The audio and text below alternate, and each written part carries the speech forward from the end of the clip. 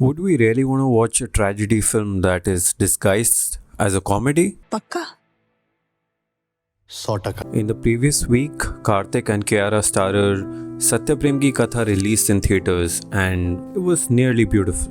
Now I say nearly beautiful, not beautiful. You see, each frame of this film is filled with charm, wit and energy.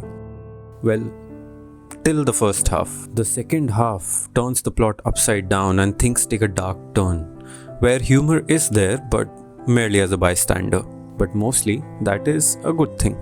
The film follows Sathyaprem, a Guju LLB failed half lawyer who is in a rush to find someone he'll fall in love with and marry, and thus enters Katha, the daughter of a rich businessman who carries a very heavy baggage with her. And because today we'll be analyzing the writing of the film, I would suggest that if you haven't watched the film, you can skip this one because it will have major spoilers. Now the film does deal with very serious issues, but it tries to be over smart just for the sake of its break into two, its interval point. Now in the Indian film industry, there's an attempt to break any Indian film into two parts, pre-interval and post-interval, and that doesn't happen in most industries outside of India. So for the sake of this video, we'll call the pre-interval half as the first half and the post-interval half as the second one. This just has been in our tradition since always as Indian audiences. And almost always the filmmakers leave us with a question, a hook at the end of the first half, just before the interval, so that while we are buying popcorn, we still have the film in our mind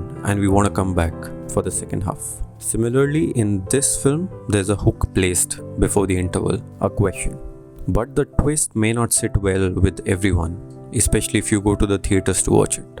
Now the film deals with the issue of rape, and that doesn't come up till the film's second half. Now what happens pre-interval in the film? Sathyaprem or Sattu meets Katha, is enchanted by her, falls for her and then finally gets to marry her. Katha on the other hand is dealing with some very heavy issues, considers suicide, is saved by Sattu and she has to marry him because her parents make her. And when both of them married, settle in bed together, Sattu realizes that Katha isn't comfortable with him. Simple. She is asexual. That is what she tells him and the audiences. And then rolls the interval screen.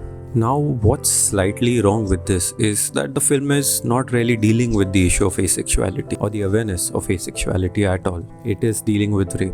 Now why is that wrong is because the filmmaker didn't really subvert our expectations but rather Trojan horsed it. I'll explain.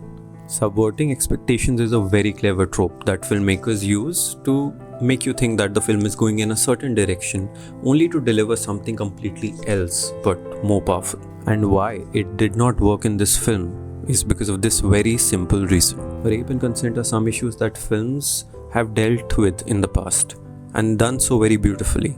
Saath Khoon Maaf, Provoked, Hard Candy are just some of the examples. On the other spectrum, there's the taboo of asexuality, something only so many films in Hollywood have touched on, whereas no notable or noteworthy Bollywood films have explored that topic.